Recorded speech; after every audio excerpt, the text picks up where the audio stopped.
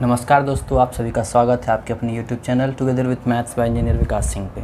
Friends, आज के lecture में हम लोग देखने वाले हैं टाइप्स ऑफ सेट्स। ठीक है, पिछले लेक्चर्स में हम लोगों ने देख लिया था कि जो भी हम लोगों ने बेसिक कंसेप्ट पढ़ा था सेट्स के ऊपर और रिप्रेजेंटेशन ऑफ सेट्स के ऊपर, तो उसके बेसिस पे हम लोगों ने एक्सरसाइज 1.1 पूरा डिस्कस किया था एनसीईआरटी का। और उसी टाइप का क्वेश्चन आप चाहे तो साइड बुक्स वगैरह आप जब लिख सकते हो तो उसमें आप देखना, सेम उसी टाइप का क्वेश्चन आपको दिखाई देगा और आप इजीली उन क्वेश्चंस को सॉल्व कर पाएंगे। ठीक है, चलिए तो आज हम लोग फ्रेंड्स स्टार्ट करने वाले हैं टाइप्स ऑफ सेट्स।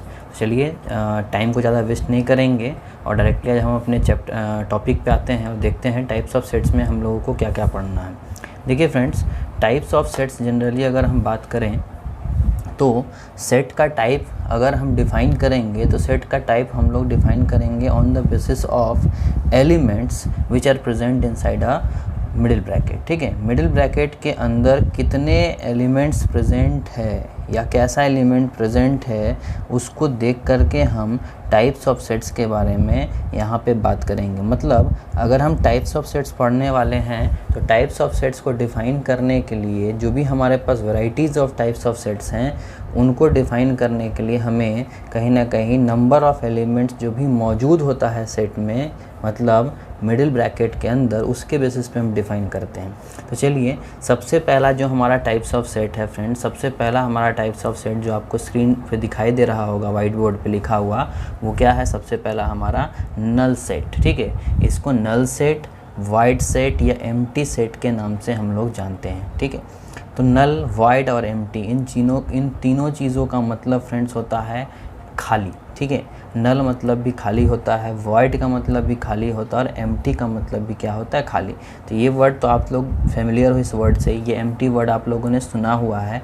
हो सकता है वाइड और नल आप नहीं सुने हो, तो याद रखिएगा नल, वाइड और एम्प्टी तीनों का मतलब क्या होता है? खाली। ठीक है, तो एक ऐसा सेट जो कि क्या हो? बिल्कुल खाली। और सेट का मतलब फ्रेंड्स मैंने आपको बहुत बार बता भी चुका है कि सेट मतलब वेल डिफाइंड एलिमेंट्स का कलेक्शन जो होता है वही हमारा क्या कहलाता है? सेट कहलाता है। ठीक है, अब देखिए फ्रेंड्स, तो यहाँ बात हो रहा है वैसे सेट का जिसमें एक भी एलिमेंट मौजूद ना हो। ठीक है ना, तो एक ऐसा सेट जिसमें एक भी एलिमेंट मौजूद ना हो, ठीक है ना, उस चीज़ को हम लोग क्या बोलते हैं? नल सेट या तो वाइड सेट या तो एम्प्टी सेट। देखिए यहाँ पे लिखा हुआ भी है the set which does not contains any element. ठीक है, एक ऐसा सेट जिसमें एक भी एलिमेंट मौजूद नहीं होगा तो उस सेट को हम लोग क्या बोलते हैं? नल सेट, वाइड सेट या तो एम्प्टी सेट। ठीक है, और इस नल सेट, वाइड सेट और एम्प्टी सेट को अगर हमें रिप्रेजेंट करना है, ठीक है, तो कैसे रिप्रेजेंट करना है? तो रोस्टर फॉर्म में अगर आप रिप्रेजेंट करना चाहते हो, मतलब अगर आपसे कोई इसमें सेट बिल्डर फॉर्म में कोई क्वेश्चन आपसे पूछा गया है, ठीक है, और उस चीज़ का अगर आंसर हमें देना है तो रोस्टर फॉर्म में अगर हम उस चीज़ को रिप्रेजेंट करना चाहते हैं, अगर वो इन्फॉर्मेशन अबाउट द एलिमेंट अगर हमारे पास जो दिया गया उससे ये पता चल रहा है कि उस सेट में एक भी एलिमेंट मौजूद नहीं है, तो उस चीज़ को अगर हम रिप्रेजेंट करना चाहते हैं रोस्टर फॉर्म में, तो उसको रिप्रेजेंट करने के लिए हमारे पास दो मैथमेटिकल सिंबल, ये एम्प्टी सेट का क्या है? रिप्रेजेंटेशन है। ठीक है, ये इसको क्या पढ़ते हैं फ्रेंड्स हम लोग? तो इसको हम लोग पढ़ते हैं फाई। क्या पढ़ते हैं इसको हम लोग? फाई। ठीक है ना, इसको हम लोग फाई पढ़ते हैं। ठीक है, ये फाई रिप्रेजेंट करता है क्या? कि जो भी हमारा सेट है वो सेट हमारा क्या है? एम्प्टी है। ठीक है, तो इस एम्प्टी सेट का रिप्रेजेंटेशन होता है इस तरह से सर्कल बना करके हम लोग इसको काट देते हैं, तो इसको हम लोग बोलते हैं फाई। ठीक है, या तो आप एक कर्ली ब्रेसेस ओपन करना और एक कर्ली ब्रेसेस बंद करना और इसके अंदर कुछ मत लिखना, ये भी रिप्रेजेंटेशन होता है हमारे एम्प्टी सेट का, जो कि रोस्टर फॉर्म में आप कर सकते हो। चलिए एक एग्जांपल देख लेते हैं, ज़्यादा बेटर तरीके से समझ में आएगा। जैसे कि आप देख सकते हो यहाँ मैंने एक सेट ए लिखा है, ठीक है, इज़ इक्वल टू क्या लिखा है? x such that x is a natural number. x जहाँ की x क्या है? एक नेचुरल नंबर। मतलब हम जिस एलिमेंट के बारे में इंफॉर्मेशन दिया गया उससे ये पता चल रहा है कि वो एक नेचुरल नंबर होगा। ठीक है, बट यहाँ क्या बोला गया है? वैसा नेचुरल नंबर जो जीरो से क्या हो? छोटा हो, लेस देन जीरो। तो x such that x is a natural number less than zero, zero से छोटा नेचुरल नंबर का सेट। तो सीधी सी बात है फ्रेंड्स, नेचुरल नंबर तो 1 से लेकर के आगे कंटिन्यू इन्फिनिटी तक जाता है। 0 से छोटा तो कोई नेचुरल नंबर होता नहीं है। तो क्या 0 से छोटा कोई नेचुरल नंबर आपको पता है? नहीं है। जब नहीं है तो इसका मतलब ये समझ में आया, जो इन्फॉर्मेशन अबाउट द एलिमेंट हमसे मांगा गया है वो एलिमेंट कोई ऐसा मौजूद ही नहीं है। अगर वो चीज़ मौजूद नहीं है तो इट मीन्स वो सेट कैसा है? एक नल सेट है, या तो उसको आप वॉइड सेट बोल सकते हो या तो एम्प्टी सेट। और इस सेट बिल्डर फॉर्म को आपको देख करके समझ में आ रहा होगा फ्रेंड्स, ये हमारा किस फॉर्म में है?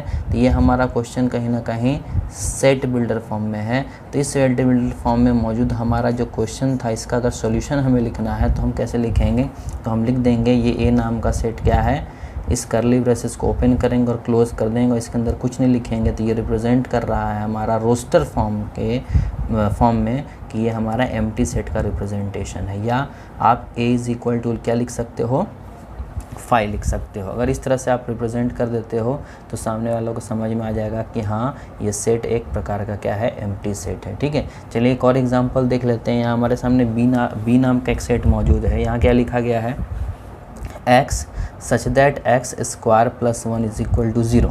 ठीक है ना, x जहाँ की x स्क्वायर प्लस 1 बराबर क्या है? 0 है।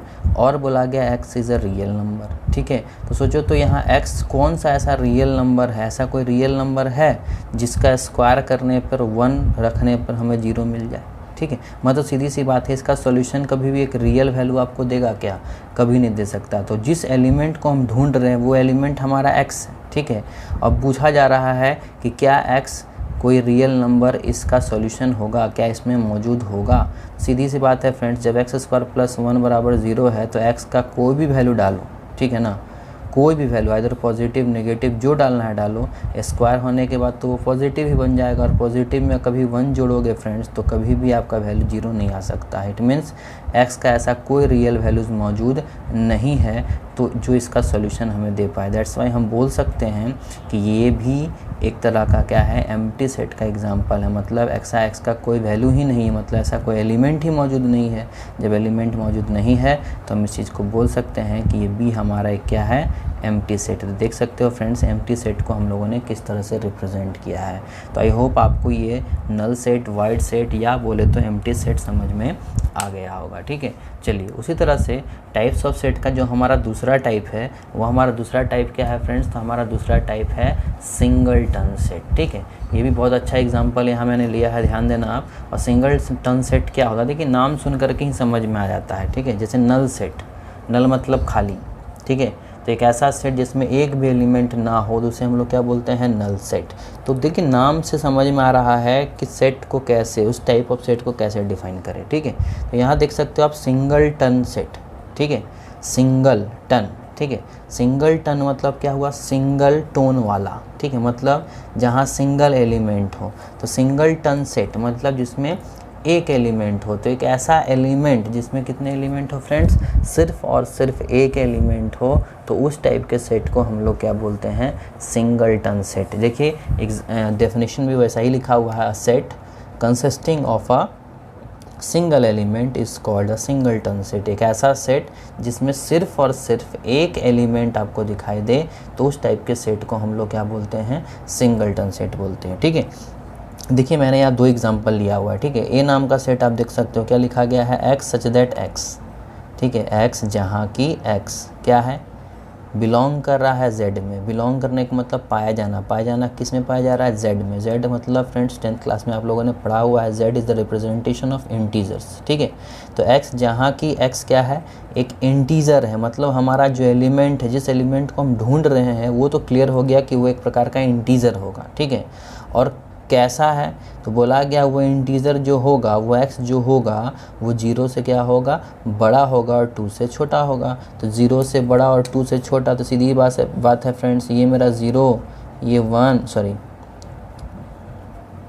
ये -1, ये 1, ये 2, ऐसे करते इधर पॉजिटिव इन्फिनिटी तक जाएंगे और इधर नेगेटिव इन्फिनिटी तक। तो सीधी सी बात है, अगर मैं बोलूँ कि ये अगर नंबर लाइन है और इस नंबर लाइन में ये मेरा 0 है, ये मेरा 1 है और ये मेरा 2 है, इधर पॉजिटिव इन्फिनिटी जाएगा, इधर नेगेटिव इन्फिनिटी जाएगा, तो 0 से 1 के बीच, मतलब 0 से बड़ा और 2 से छोटा। इसका मतलब तो यही हुआ ना, कौन सा इंटीजर आपको दिखाई दे रहा है, तो वो इंटीजर हमें सिर्फ और सिर्फ कौन दिखाई दे रहा है, 1।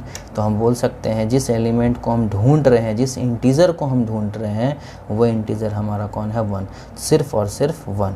इट मीन्स इस सेट में कितने एलिमेंट्स पाए जा रहे हैं, तो इस सेट में सिर्फ और सिर्फ एक एलिमेंट पाए जा रहे हैं, इसीलिए हम बोलेंगे कि ये हमारा एक प्रकार का क्या है, सिंगलटन सेट का एग्जांपल है। ठीक है, तो ये देख सकते हो आप सेट बिल्डर फॉर्म में है, ठीक है, और ये हमारा किस में है फ्रेंड्स, रोस्टर फॉर्म में है।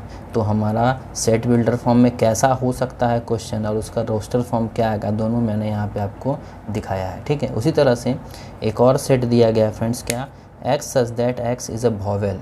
x क्या है, एक प्रकार का वॉवेल है। तो वॉवेल आपको पता है A-E-I-O-U, तो वो वॉवेल कहाँ मौजूद होना चाहिए, इस लो वर्ड, लो में। तो LOW, इस लो वर्ड में हमारा जो वॉवेल है, वो वॉवेल कौन आपको दिख रहा है, तो वो वॉवेल आपको दिख रहा है कौन, O। तो हम बोल सकते हैं हम जिस एलिमेंट को ढूंढ रहे हैं, हमें चाहिए वॉवेल इस वर्ड में, तो इस वर्ड में मौजूद हमारा वॉवेल कौन है, सिर्फ और सिर्फ एक है, O। तो इट मीन्स हमारा जो रोस्टर फॉर्म होगा, उस रोस्टर फॉर्म में हमारा एलिमेंट के तौर पर कौन आएगा, O।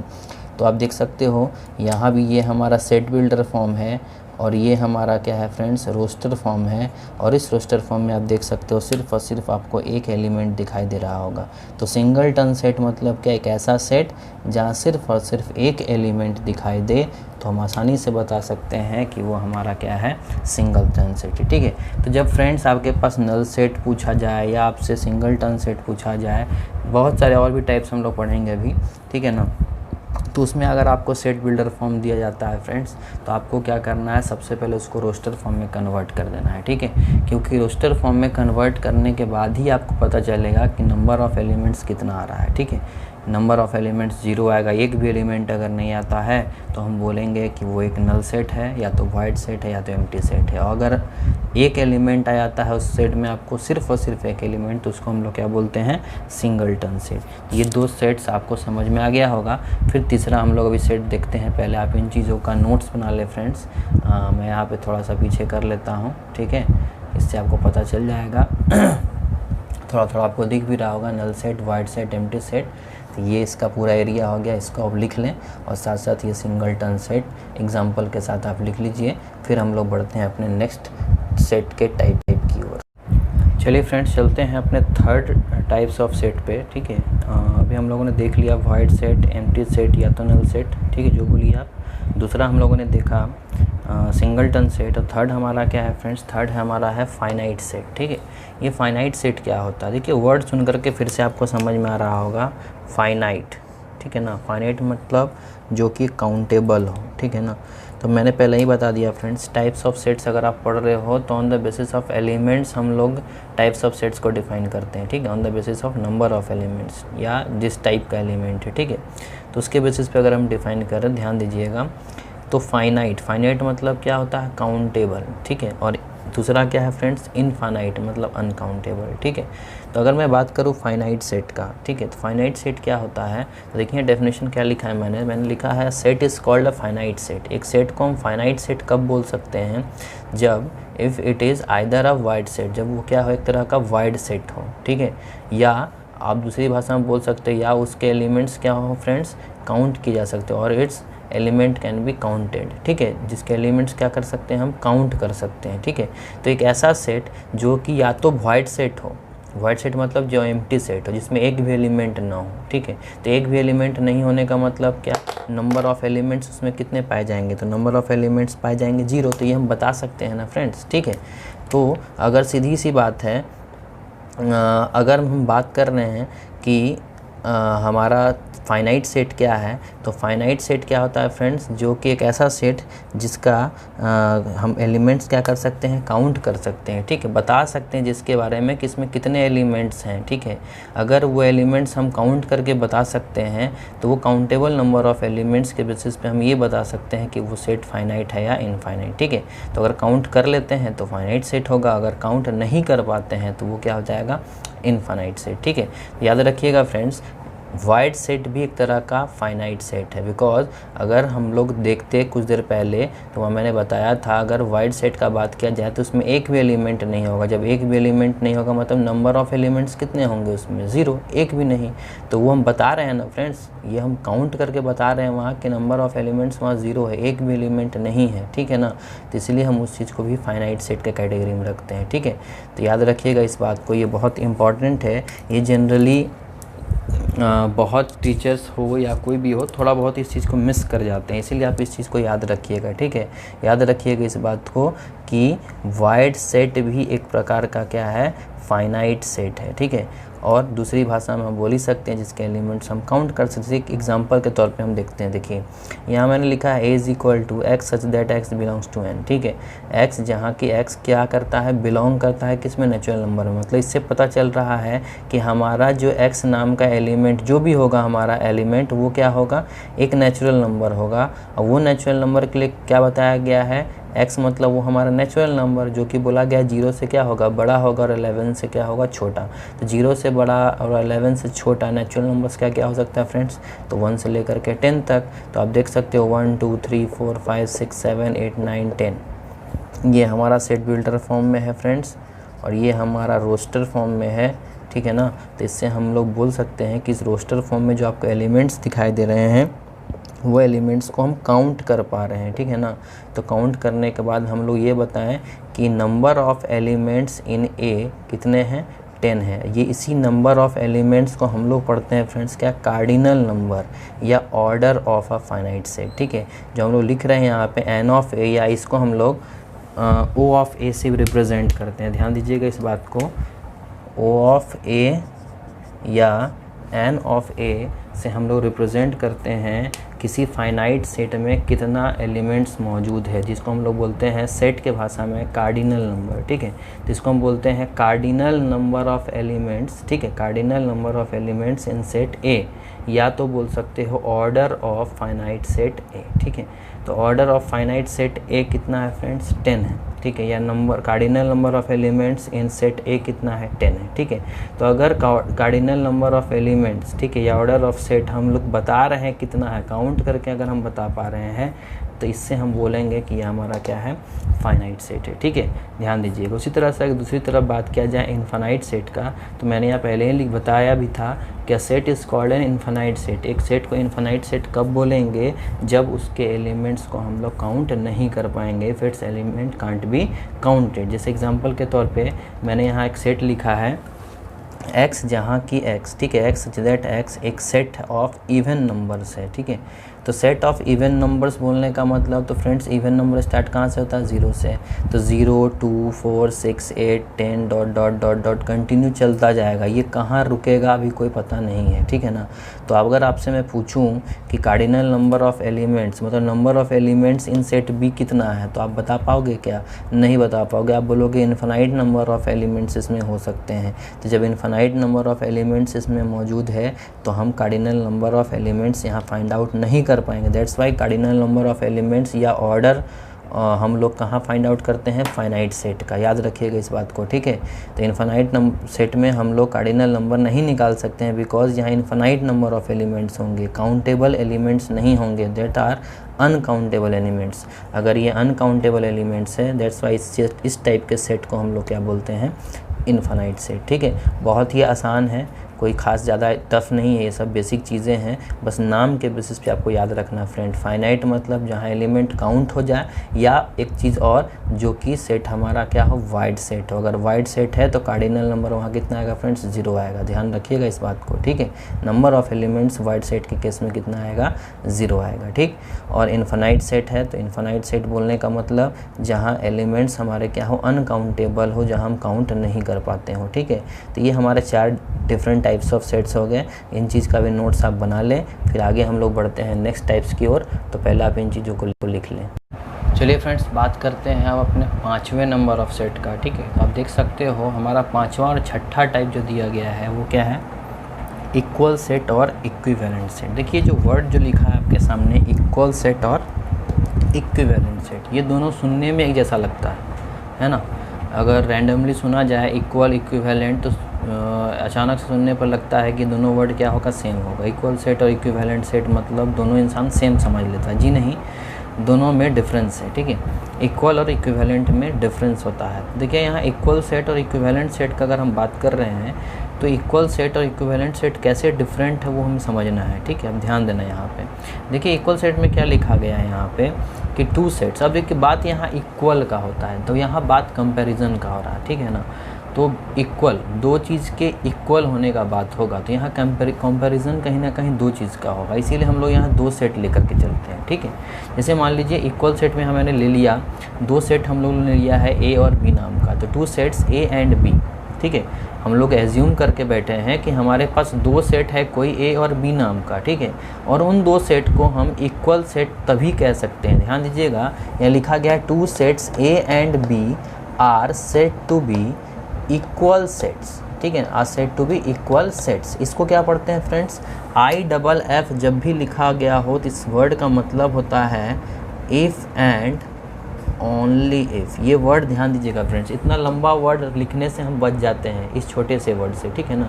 अगर IFF आप एक बार लिखते हो तो इस IFF नाम के वर्ड का मतलब ही होता है इफ़ एंड ओनली इफ़। तो अगर कोई IFF लिखता है फ्रेंड्स तो याद रखिएगा इस IFF का मतलब क्या होता है, इफ़ एंड ओनली इफ़, ठीक है। सिर्फ और सिर्फ, हम लोग बोलते हैं ना सिर्फ और सिर्फ, ठीक है। तो इसी सिर्फ और सिर्फ का मतलब होता है, ठीक है। तो 2 सेट्स ए और बी को हम लोग आपस में इक्वल सेट तभी कह सकते हैं, सिर्फ और सिर्फ तभी कह सकते हैं जब एवरी एलिमेंट ऑफ ए, कोई ए नाम के सेट का जितना भी एलिमेंट है, जो भी एलिमेंट है वो सारा का सारा एलिमेंट क्या होना चाहिए, बी का भी एलिमेंट होना चाहिए। मतलब जितना भी एलिमेंट है ए में वो सारा का सारा एलिमेंट क्या होना चाहिए, बी में मौजूद होना चाहिए, एंड वाइस वर्सा। ये वाइस वर्सा वर्ड बहुत इंपॉर्टेंट है यहाँ लिखना, बिकॉज अगर ये वाइस वर्सा वर्ड यहाँ नहीं लिखा गया तो इक्वल सेट कभी भी नहीं कहला सकता है। ध्यान दीजिएगा, ये वाइस वर्सा का मतलब क्या है कि अगर ए और बी नाम का 2 सेट है तो ए का सारा एलिमेंट बी में होना चाहिए और बी का सारा एलिमेंट ए में होना चाहिए। अगर ऐसा होता है तो ही हम 2 सेट को आपस में इक्वल कर सकते हैं, ठीक है।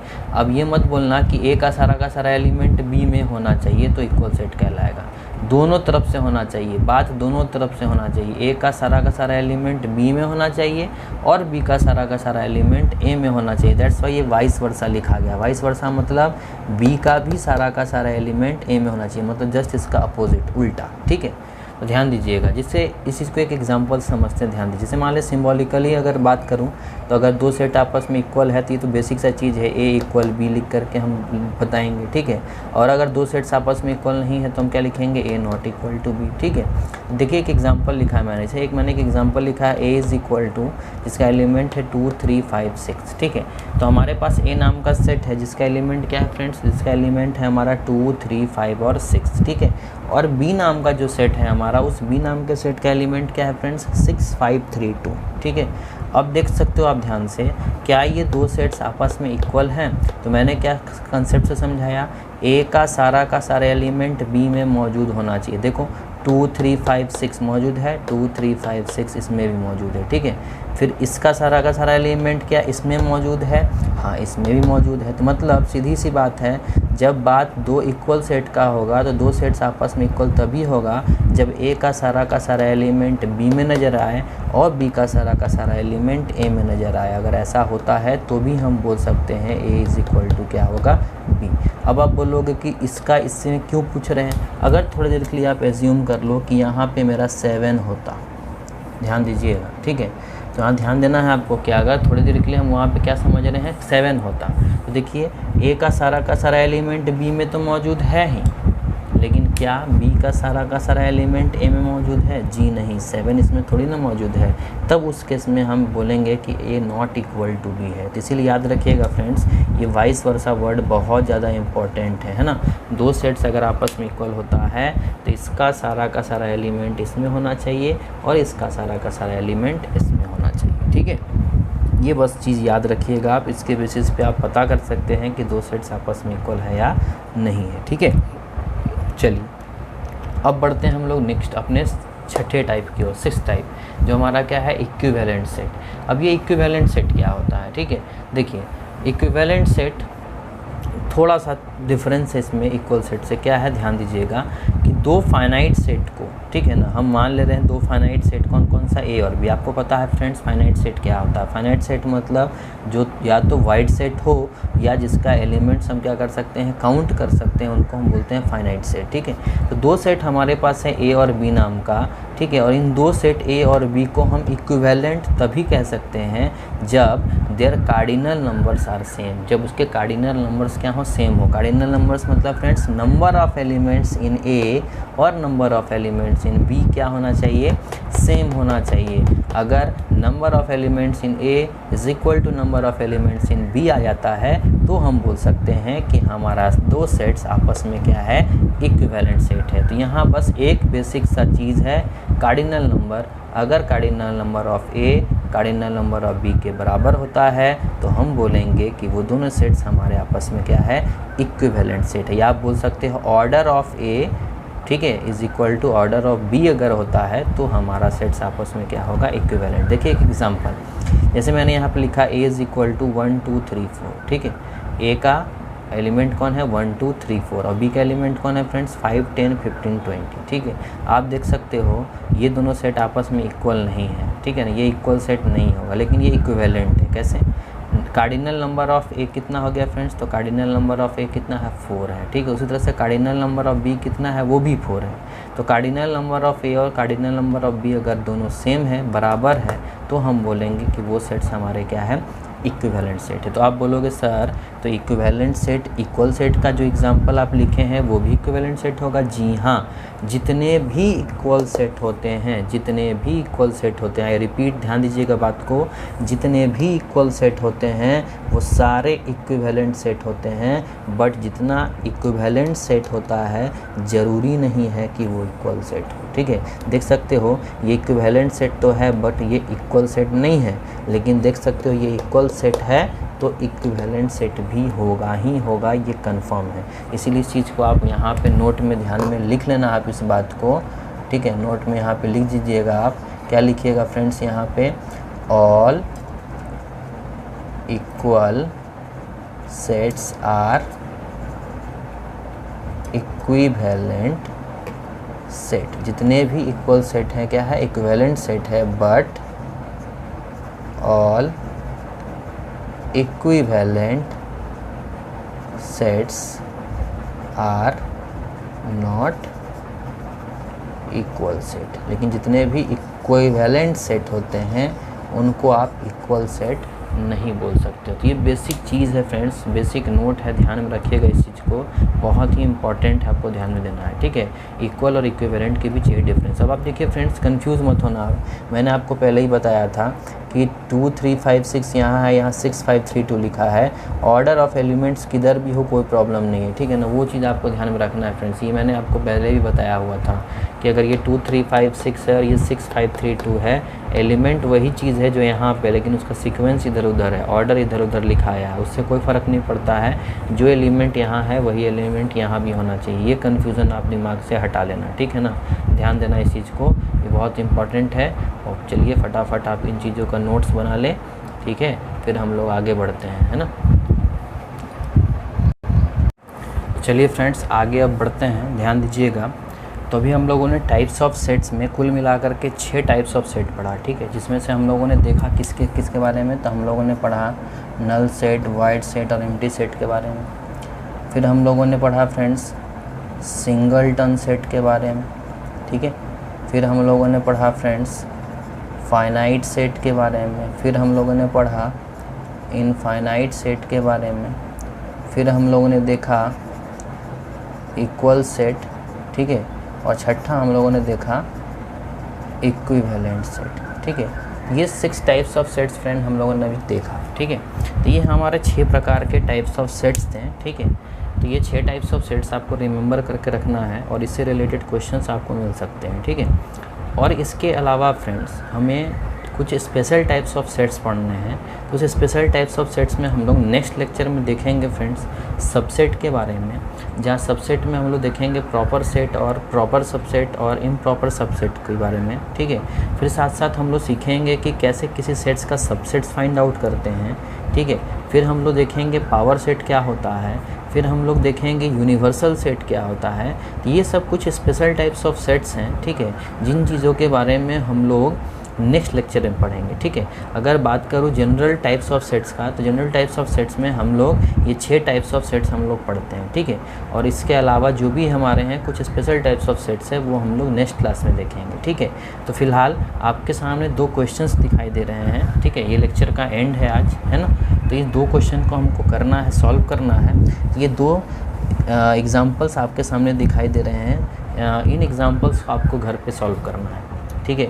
और इसका आंसर आपको क्या करना है फ्रेंड्स, कमेंट बॉक्स में जा कर के कमेंट सेक्शन में आपको इसका आंसर सेंड करना है कि क्वेश्चन नंबर 1 का ऑप्शन ए बी सी और डी में से क्या होगा और क्वेश्चन नंबर 2 का option A B C D में से क्या होगा, ठीक है। तो आप जाइए और जा कर के कमेंट सेक्शन में, ठीक है, कमेंट सेक्शन में जा कर के आपको आंसर इस प्रकार से लिखना है, क्वेश्चन 1 का ए होगा कि बी होगा कि सी होगा कि डी होगा। तो आपको देना है क्वेश्चन 1 डैश दे करके, अगर ए है तो ए लिखिएगा, अगर बी है तो बी लिखिएगा, सी है तो सी लिखिएगा और डी है तो डी लिखिएगा। जो भी आपको सही ऑप्शन दिखता है इन सही ऑप्शन में से कोई एक ऑप्शन आप डाल सकते हैं। और क्वेश्चन नंबर 2 का भी सेम उसी तरह से, ए होगा तो ए, बी होगा तो बी, सी होगा तो सी और डी होगा तो डी। ये आपको मुझे कमेंट में बताना है, ठीक है। तो ये आप लोगों के लिए क्या है फ्रेंड्स, ये 2 क्वेश्चन आप लोगों के लिए होमवर्क है, ठीक है, जो कि अभी हम लोगों ने जितना ही पढ़ा है उसके बेसिस पे है। तो इन दोनों क्वेश्चंस का आप आंसर मुझे ज़रूर कमेंट करें और नेक्स्ट लेक्चर में इसको आपका आंसर क्लियर करूँगा, बताऊँगा इसका एक्चुअल आंसर क्या होगा, ठीक है। तो तब तक के लिए फ्रेंड्स वीडियो आपको अगर पसंद आ रहा है, ठीक है, कंटेंट अगर आपको अच्छा लगता है तो आप प्लीज़ मेरे वीडियो को ज़्यादा से ज़्यादा शेयर करें, ठीक है, और लाइक करें। वीडियोस को लाइक करना ना भूले फ्रेंड्स, ध्यान दीजिएगा, मेरे बात को ध्यान देना। आप कम से कम लाइक ज़रूर करना, जो भी आप वीडियो देखते हो तो उस वीडियो को आप लाइक ज़रूर करिएगा, ताकि इससे हमें पता चलता है कि आप कहीं ना कहीं हमारे लिए, अगर हम आपके लिए काम कर रहे हैं तो आपको वो चीज़ पसंद आ रहा है भी या नहीं आ रहा है, ठीक है ना। एक फॉर्मेलिटी नहीं निभाना है, बस आपको एक लाइक करके एक हमें इंडिकेशन प्रोवाइड करना है कि हाँ आपका लेक्चर हमें अच्छा लग रहा है, हमें कंटेंट अच्छे लग रहे हैं, ठीक। इस लाइक और डिसलाइक से हमें ये चीज़ पता चलता है, ठीक है।